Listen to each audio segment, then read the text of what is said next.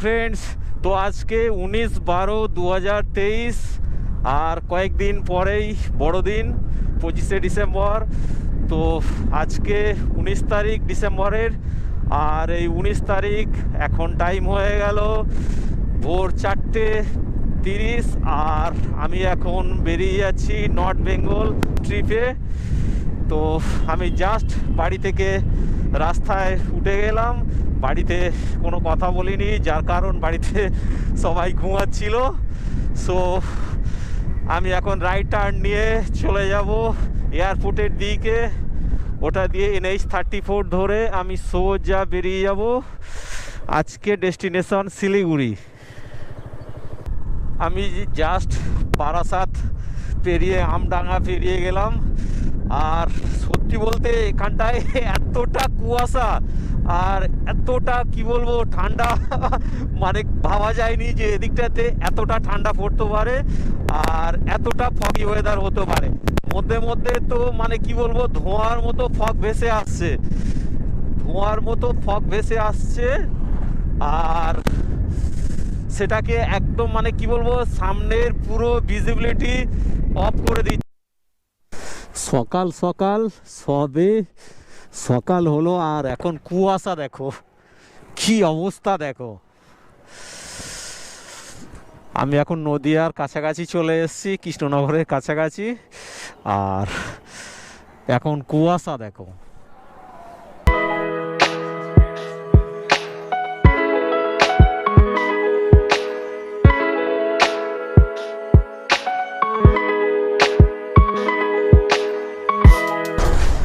তো ফ্রেন্ডস, এখন টাইম হয়ে গেল 1:36, আর আমি এখন বোতলবাড়ি একদম ক্রসিংয়ের মুখটাতে আছি। তো এখন চিন্তার বিষয়, আমি বোতলবাড়ি দিয়ে যাব না ডালখোলা হয়ে যাব সেইটাই আমি ভাবছি। কেননা বোতলবাড়ি দিয়ে গেলে আমাকে 20 কিলোমিটার কম গাড়ি চালাতে হবে, আর ডালখোলা দিয়ে গেলে 20 কিলোমিটার বেশি গাড়ি চালাতে হবে। সো আমি রাইট টার্ন নিয়ে বোতলবাড়ি দিয়ে ঢুকে যাই।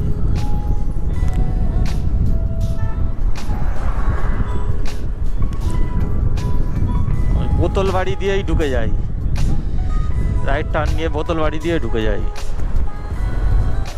বোতলবাড়ি দিয়ে ঢুকে গেলাম। ফালতু অতটা ঘোরার কোনো মানে হয়? 20 কিলোমিটার মতো রাস্তা এক্সট্রা আমাকে ঘুরতে হতো ওটা দিয়ে গেলে, আর এই বোতলবাড়ি দিয়ে গেলে আমাকে 20 কিলোমিটার কম গাড়ি চালাতে হবে। তো আমি এখন বোতলবাড়ি দিয়ে ঢুকে যাচ্ছি, আর এখন ঘড়িতে টাইম হয়ে গেল 1:37।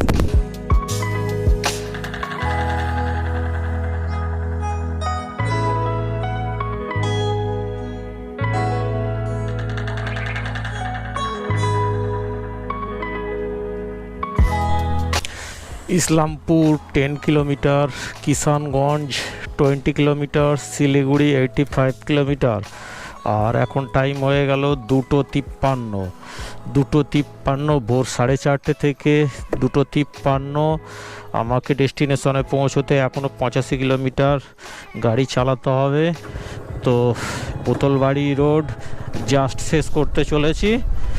এই সামনে এই টার্নটা আছে, এটা পূর্ণিয়া শিলিগুড়ি রোড।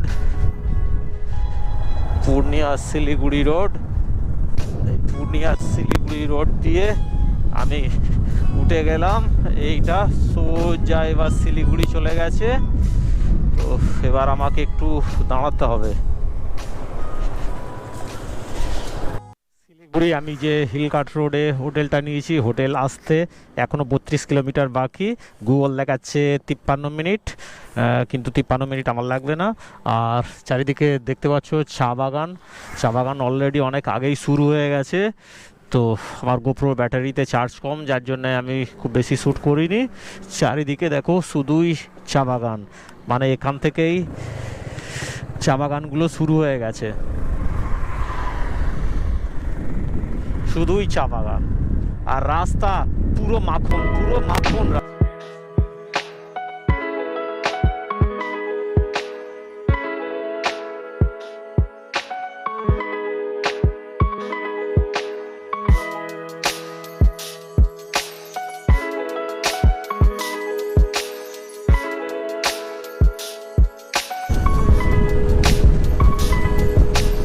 আজকে আমার বাড়ি থেকে শিলিগুড়ি আসতে গুগল যে টাইম দেখিয়েছে তার থেকেও অনেক ফাস্ট আমি এসে গেছি। তার কারণ আমি বেরিয়েছিলাম তো যেন 4:30-র পরেই বেরিয়েছিলাম। আর এখানে এখন মানে বাজতে চললো এখন 4টে সামথিং বাজে, বিকাল 4টে সামথিং বাজে। আর কিছুক্ষণের মধ্যেই আমি তো শিলিগুড়ি অলরেডি এসেই গেছি। আর কিছুক্ষণের মধ্যে আমার যে নীলকাঠন্ডে হোটেল বুক করা আছে ওখানে আমি এসে যাব। তো সুতরাং আর আমার যে হোটেলটা বুক করা আছে ওটা শিলিগুড়ি স্টেশন থেকে একদম কাছেই। তো বুঝতে পারছো কত শর্ট টাইমে পৌঁছে গেছি। আর আজকে কিন্তু আমি রোড ধরেছিলাম NH34 ওভারঅল যথেষ্টই ভালো, সব দিক দিয়ে ভালো। টাইমও যেমন সেভ হয় ঠিক তেমনি রাস্তার কন্ডিশনও খুব একটা খারাপ নয়। দেখো চা বাগান, ডান দিক বাম দিক চা বাগান। এখনো কিন্তু হিল স্টার্ট হয়নি। তার মধ্যেও চা বাগান এতগুলো। আমরা জানি হিলেই শুধুমাত্র চা হয়, কিন্তু এই না, শিলিগুড়ি, ইসলামপুর তোমার এই সাইডগুলোতে নর্মাল যে সমতল জমি আছে, সমতল জমির উপরেও কিন্তু চায়ের চাষ হয়। মানে আমাদের কি বলবো, আমাদের সমতলের দিকে যেরকম আলু, মূলো, পালং ইত্যাদি যেভাবে চাষ হয় ঠিক তেমনিভাবে শিলিগুড়ির এই সাইডটাতে চায়ের চাষ হয়। আর চা বাগান দেখো, এদিকে চা বাগান, এদিকে চা বাগান, চারিদিকে চা বাগান। আচ্ছা, তো চলো এবার হোটেলের কাছাকাছি যাই। কাছাকাছি গিয়ে দেখা যাক কি সিনারি আছে। বাগডোগরা 14 কিলোমিটার, ফুলবাড়ি 20, জলপাইগুড়ি 53। বাগডোগরা, আমাকে বাগডোগরা সাইডে যেতে হবে। ফুলবাড়ি জলপাইগুড়ি তো আমি যাচ্ছি না, আমাকে বাগডোগরা সাইডে যেতে হবে। আগের বারে এসে ভুল করে ওই ব্রিজ দিয়ে উঠে গেছিলাম, উঠে গিয়ে ওইটা দিয়ে ফুলবাড়ি দিয়ে ঘুরে গেছিলাম। তো এবারে আর সেই ভুলটা করছি না।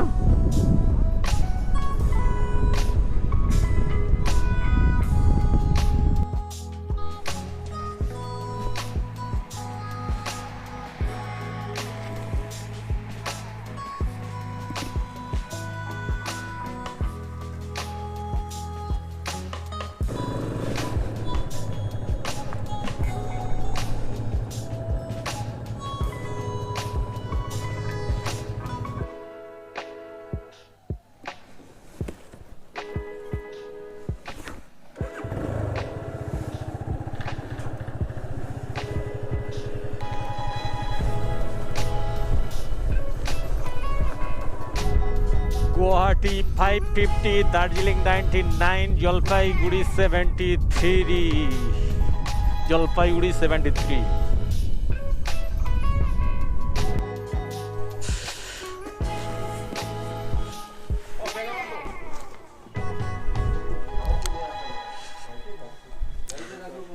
অজিত মুখার্জি নামে একটা বুকিং ছিল, অজিত মুখার্জি নামে একটা হোটেল বুক ছিল গৈবিওতে।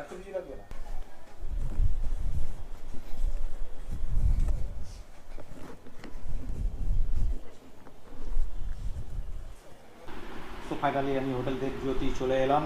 আর এখন টাইম হয়ে গেল 5:37। আর আমার আসার কথা ছিল আরও একটু আগে, লেট হয়ে গেছে। কেননা দার্জিলিং মোড়ে এত মারাত্মক মানে কি বলবো, জ্যাম ছিল বলার মতো নয়। দার্জিলিং মোড়ে তো ছিলই, প্লাস মাটিগাড়া মোড়েও ছিল প্রচণ্ড জ্যাম। ওইটুকু জ্যাম কাটাতেই আমার প্রায় 1 ঘন্টা সময় লেগে গেছে, প্রায় 1 ঘন্টার কাছাকাছি লেগে গেছে। তো ফাইনালি আমি হোটেল চলে এলাম। আর হোটেলের কন্ডিশনটা দেখিয়ে দিই।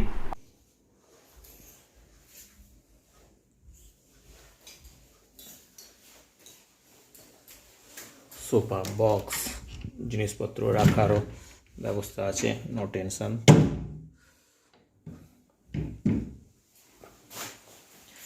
Double bed,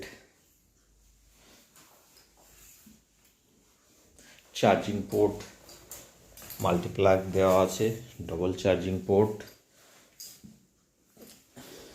camera, mobile charge করার কোনো প্রবলেম নেই, মিরর, বাথরুম অ্যাজ ইউজুয়াল,